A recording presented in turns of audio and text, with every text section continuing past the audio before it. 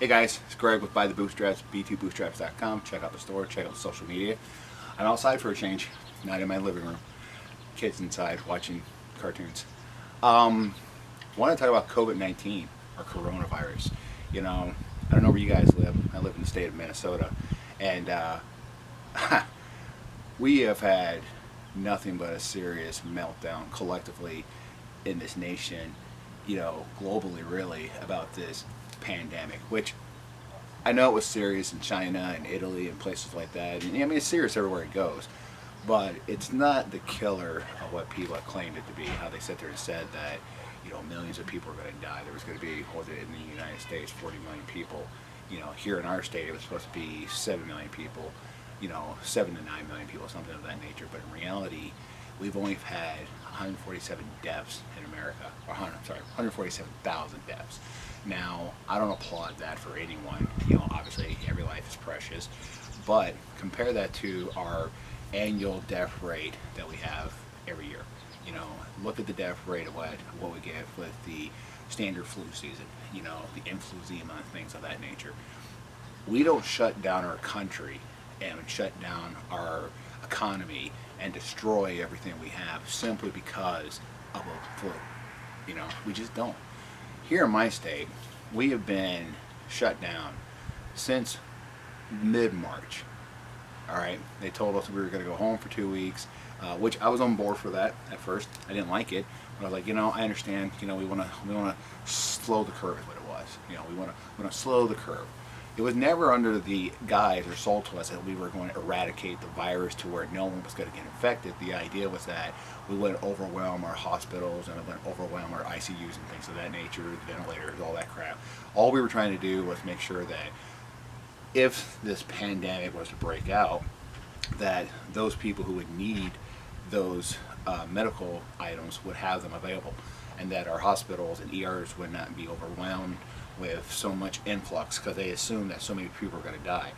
Which brings us to our well, first of all, I said they told us to go home for 2 weeks, which we said okay, and then they added on arbitrarily another 2 weeks, and then it was another month, and now it's almost been going on 5 months now. And by the looks of things, they're not going to open anything up, at least to its capacity.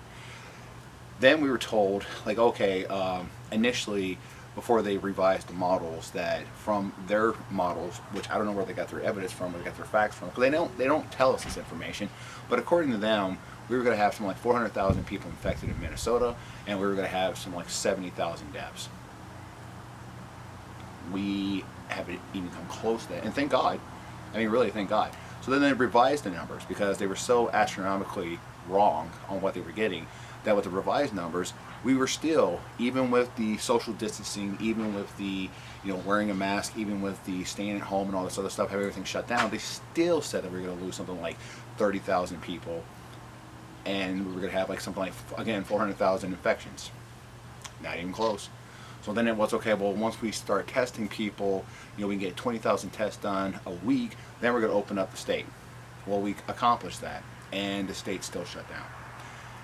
They've opened up a little bit, but bars, restaurants, any kind of entertainment avenues, sporting events, movie theaters, family parks, amusement parks, water parks. I mean, they shut down the freaking lakes and the county parks. Hennepin County completely shut down, which is where Minneapolis is located. Ramsey, which is where St. Paul was located. They shut everything down in May. Actually, sooner than that. They did it in April. They closed out the state fair, which is scheduled for the last couple weeks in August into September. They shut that, and said they were going to have a fair, I think it was May 1st, or around May 1st.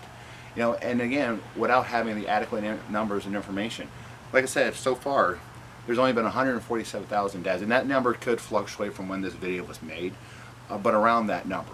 It's still under 200,000 people, which again, that's a good thing because we don't want to see that. But when we were told that it was going to be this massive pandemic, that all these things were going to happen, that we just had to do this, and it turns out they were painfully wrong. And again, these are the revised numbers.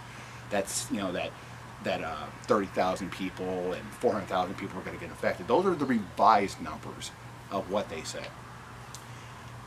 One thing that we did though, and again, I don't know about your state, but one of the reasons why the death toll was so big in Minnesota, which again wasn't that big. I think what was it, 1,500 people roughly?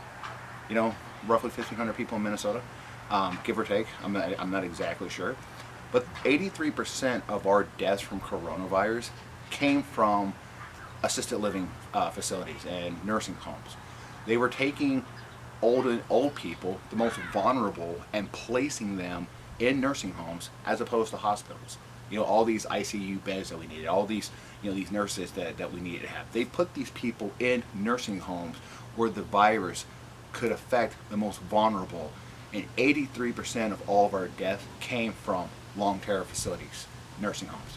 That was the government's choice to do that. So, and speaking, the government is the one that killed those people, because they could have easily placed those people who were infected somewhere else and saved them. Now, yesterday, our governor comes out and says that, well, back up there. Our governor, and I know it's been true with a lot of other states, declared emergency powers. All right, so with no legislative oversight, essentially he gets to demand and dictate to us like a dictator. The same thing they accused Trump of being or trying to do for the last 3.5 years.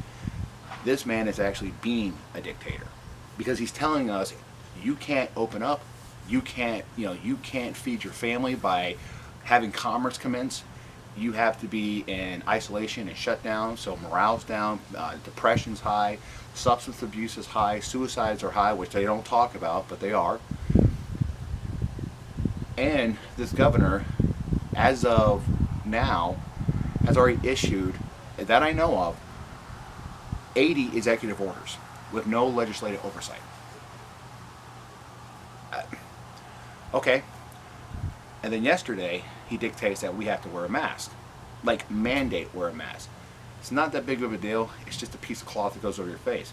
However, they don't have any scientific evidence, sustainable evidence, to show that this has any effect, positive or negative. And if the mask works so well, how is it that places like China and Japan, who it's their culture to oftentimes wear a mask out in public, how is it that those people got the infection rate so high if the masks work? No one's mentioning that. But here, they're going to mandate wearing masks. Oh, okay, so the government now can tell you what you can and can't do. And it's not an option, and they don't know what kind of fines that they're going to do. There could possibly be going to jail. I highly doubt it'll get to that point, but I'm just saying it could, because we don't know. There's been nothing written about how this is going to work, how long it's going to last. That's another question. When do we get to open the state back up? When are your states too? Wherever you live. If you live in one of these states that everything's shut down, when do we get the opportunity to take our lives back? They keep saying like the economy in Minnesota is not doing too well. Well, yeah, when you shut everything down for 4 months essentially, and you won't let people open up, even when they do practice social distancing, yeah, your economy's going to suffer. Taxes are going to go down. And forget about the whole rioting and protesting thing that happened. This is just from the virus itself. And I find it very interesting, and this is just an observation. Why is it that most of the states that are having all the problems are the Democratic states primarily, with their economies, with these overreach, with these governors who refuse to open up their states, who refuse to let people go about their day? And yet, if it's working so well, why is it that the infection rates in these same places are so high? I think they're missing something. Anyway, comment below, let me know what you guys think. I'll talk to you later.